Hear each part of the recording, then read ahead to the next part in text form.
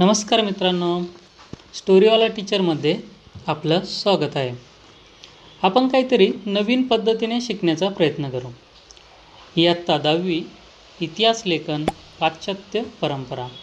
गतकाळात घडून गेलेल्या घटनांची क्रमशः संगती लावून त्यांचे आकलन करून घेणे या उद्दिष्टाने इतिहासाचे संशोधन, लेखन आणि अभ्यास केला जातो. ही एक अखंडितपणे चालणारी प्रक्रिया आहे. म्हणजेच मागील काळात घडून गेलेल्या घटना त्यांची क्रमशः संगती, म्हणजे 17व्या शतकात काय झाले, त्यानंतर 18व्या शतकात काय झाले, अशा पद्धतीने क्रमशः संगती लावून त्यांचे आकलन करून घेणे या उद्दिष्टाने संशोधन, लेखन, अभ्यास केला जातो. आणि ही एक अखंडित चालणारी प्रक्रिया, म्हणजेच कधी न संपणारी, सतत चालणारी प्रक्रिया आहे. हा आपला पहिला पॅरेग्राफ होता. तर अशाच पद्धतीने पॅरेग्राफ हा आपल्याला समजून येईल असा आपल्या सोप्या भाषेत तयार करून आपल्याला आठवून ठेवायचा आहे. फक्त वाचन केल्याने, फक्त वाचन करून विसरून जाणे याच्यापेक्षा तो व्यवस्थित वाचन करून आपण आठवण ठेवणे, आठवणीत राहील असे पद्धतीने आपण वाचन करणे हे गरजेचे आहे, नाही का? चला तर मग आता पुढचा पॅरेग्राफ बघू. वैज्ञानिक शाखांमध्ये उपलब्ध ज्ञानाची सत्यता पडताळून पाहण्यासाठी प्रायोगिक पद्धती आणि प्रत्यक्ष निरीक्षण याचा अवलंब केला जातो. प्रायोगिक पद्धती म्हणजेच काही प्रयोग करून बघणे आणि प्रत्यक्ष आपल्या डोळ्यासमोर. या पद्धतींचा आधारे विविध घटनांच्या संदर्भातील सर्वकालिक आणि सार्वत्रिक नियम मांडणे आणि ते नियम पुन्हा पुन्हा सिद्ध करता येणे शक्य असते. सार्वकालिक म्हणजेच सर्व काळामध्ये, भूतकाळ, प्रेझेंट काळ, आणि सार्वत्रिक म्हणजे सगळीकडे, कोणत्याही ठिकाणी. इतिहास संशोधनामध्ये प्रायोगिक पद्धती, प्रत्यक्ष निरीक्षण याचा अवलंब करणे शक्य नसते, कारण इतिहासातील घटना घडून गेलेल्या असतात तेव्हा त्याचे निरीक्षणासाठी आपण तेथे नसतो व त्या घटनांची पुनरावृत्ती करता येत नाही. तसेच सर्वकालिक आणि सार्वत्रिक नियम मांडणे आणि ते नियम सिद्ध करता येणे शक्य नसते. साहजिकच आहे, जर आता इतिहासामध्ये भूकंप झालेला आहे, त्याचा प्रयोग करणे थोडी आपल्याला शक्य आहे किंवा त्याचं प्रत्यक्ष निरीक्षण करणंही शक्य नाही आहे. त्यामुळे ते शक्य तर नाहीच आहे. म्हणूनच तर सर्व काळामध्ये आणि सर्व ठिकाणी हा नियम मांडणे आणि सिद्ध करणे शक्यच नाही आहे. सर्वप्रथम ऐतिहासिक दस्तऐवज लिहिण्यासाठी ज्या भाषेचा आणि लिपीचा वापर केला गेला असेल, त्यांचे वाचन करण्यासाठी आणि त्याचा अर्थ समजण्यासाठी ती भाषा आणि लिपी जाणणाऱ्या तज्ज्ञांची आवश्यकता असते. त्यानंतर अक्षरवटिका म्हणजेच अक्षराचे वळण, लेखकाची भाषाशैली, वापरलेल्या कागदाचे निर्मितीचा काळ आणि कागदाचा प्रकार, दिग्दर्शन, मुद्रा यासारख्या विविध गोष्टींचे जाणकार संबंधित दस्तऐवज अस्सल आहे की नाही हे ठरविण्यास मदत करू शकतात.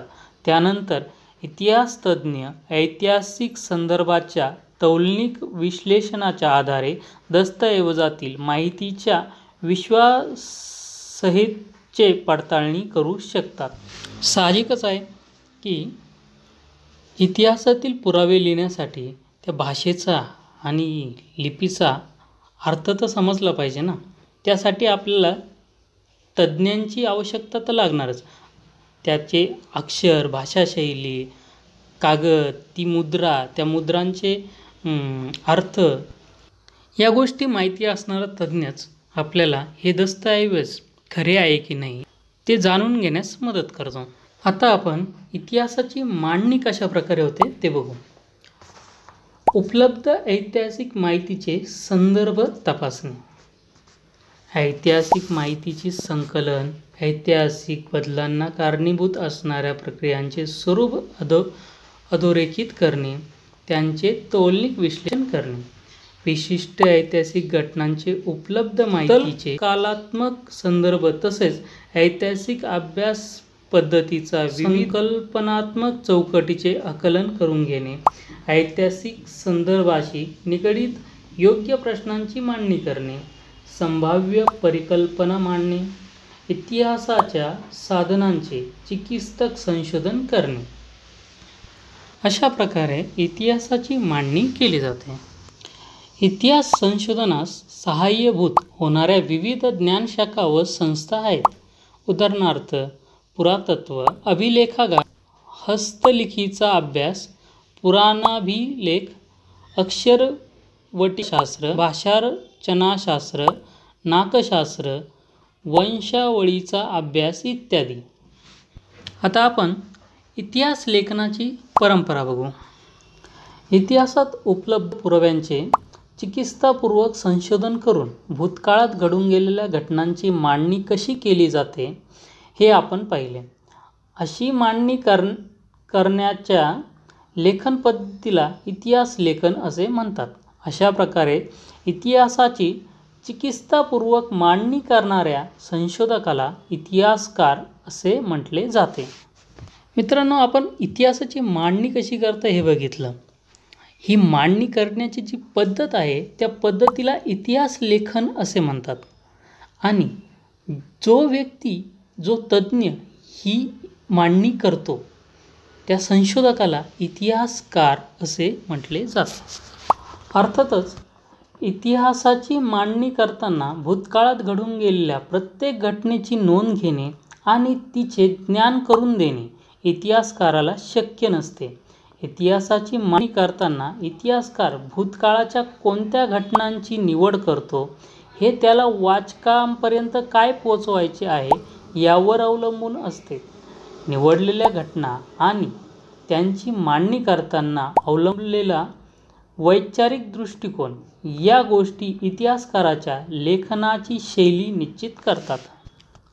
साहजिकच आहे, इतिहासकाराला प्रत्येक गोष्टी ही वाचकापर्यंत पोचवणे शक्य नाही आहे. ज्या गोष्टी त्यांना महत्त्वाच्या वाटतात किंवा ज्या गोष्टी त्यांनी वाचकापर्यंत पोचवण्यासाठी निवड करतात त्याच गोष्टी त्या वाचकापर्यंत पोचवल्या जातात.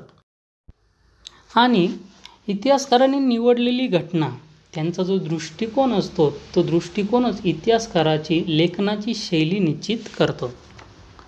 जगभरात प्राचीन संस्कृतीमध्ये अशा प्रकारे इतिहास लेखन करण्याची परंपरा नव्हती, परंतु त्या लोकांना भूतकाळाची जाणीव किंवा जिज्ञासा नव्हती असे म्हणता येणार नाही.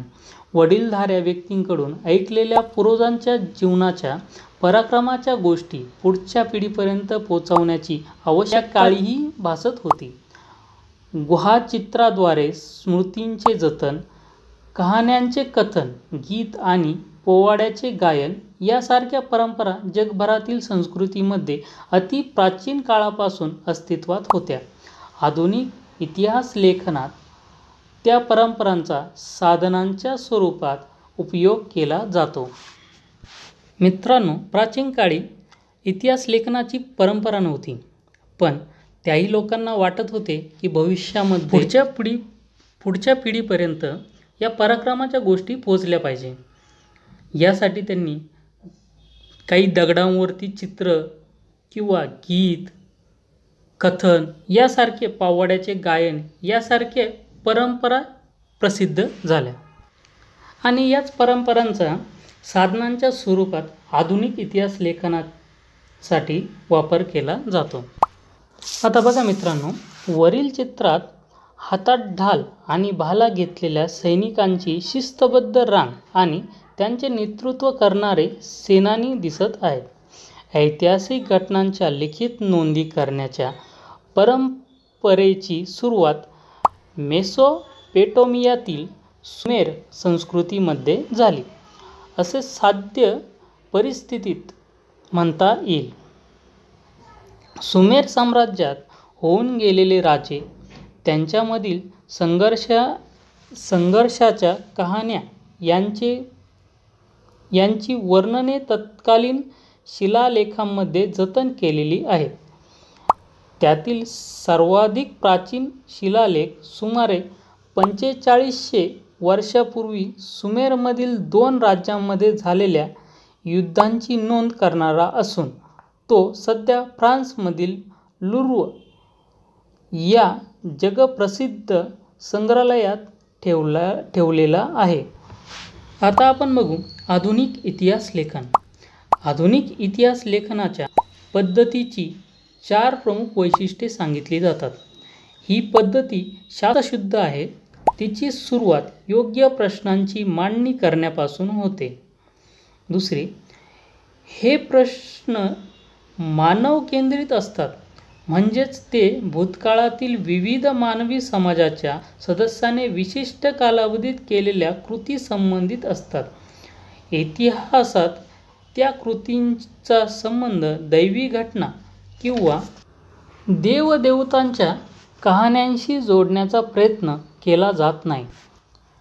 या प्रश्नांच्या इतिहासातील उत्तरांना विश्वासार्ह पुराव्याचा आधार असतो. त्यामुळे इतिहासाची मांडणी तर्कसुसंगत असते आणि मानवजातीने भूतकाळात केलेल्या कृतींच्या आधारे मानवजातीच्या वाटचालीचा वेध इतिहासात घेतला जातो. वरील वैशिष्ट्यांनी युक्त असलेले आधुनिक इतिहास लेखनाच्या परंपरेची बीजे प्राचीन ग्रीक इतिहासकारांच्या लेखनात आढळतात असे मानले जाते. हिस्ट्री हा शब्द ग्रीक भाषेतील आहे. इसवी सन पूर्व 5व्या शतकात होऊन गेलेल्या हेरोडोटस या ग्रीक इतिहासकाराने तो प्रथम त्याच्या द हिस्ट्रीज या ग्रंथाच्या शीर्षकासाठी वापरला. मित्रांनो, हिस्ट्री हा शब्द ग्रीक भाषेतला आहे. 5व्या शतकामध्ये हेरोडोटस यांनी द हिस्ट्रीज या ग्रंथाच्या शीर्षकास होता. तर आता आपण बघू युरोपमधील वैज्ञानिक दृष्टिकोनाचा विकास आणि इसवी सनाच्या 18व्या शतकाच्या काळापर्यंत युरोपमध्ये तत्त्वज्ञान आणि विज्ञान या क्षेत्रामध्ये लक्षणीय प्रगती झाली. वैज्ञानिक पद्धतीचा उपयोग करून सामाजिक आणि ऐतिहासिक वास्तवांचाही अभ्यास करता येणे शक्य आहे, असा विश्वास विचारवंतांना वाटू लागला होता. पुढील काळात युरोप अमेरिकेमध्ये इतिहास आणि इतिहास लेखन या विषयांसंबंधी खूप विचारमंथन झाले. इतिहास लेखनामध्ये वस्तुनिष्ठतेला महत्त्व येत गेले. 18व्या शतकाच्या आधी युरोपमधील विद्यापीठांमध्ये सर्वत्र ईश्वरविषयक चर्चा आणि तत्संबंधीचे तत्त्वज्ञान या विषयांनाच अधिक महत्त्व दिले गेले होते. परंतु हे चित्र हळूहळू बदलू लागले. इसवी सन 1737 मध्ये जर्मनीमधील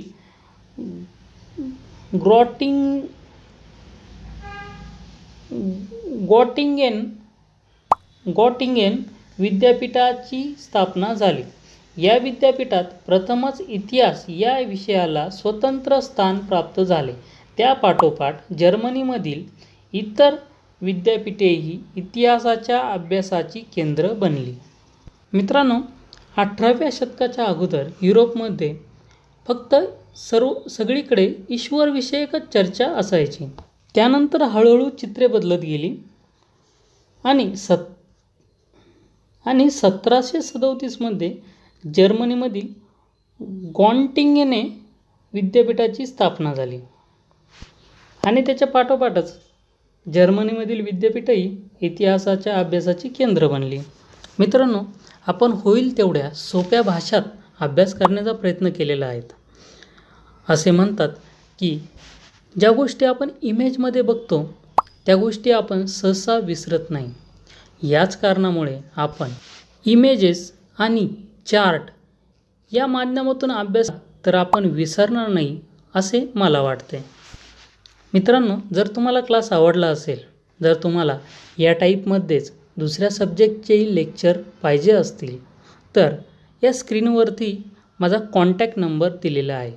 या कॉन्टॅक्ट नंबरवरती व्हॉट्सअपवरती आपल्याला ज्याही सब्जेक्टचे लेक्चर्स पाहिजे ते कळवा आणि आमच्यासोबत जॉईन व्हा. आणि आमचे काही ग्रुप पण आहेत, तर त्या ग्रुपना पण ॲड व्हा आणि आपल्या सब्जेक्टसाठी नोट्स पण सोप्या पद्धतीमध्ये मिळवा. चला तर मग आता भेटू आपण परत पुढच्या व्हिडिओमध्ये.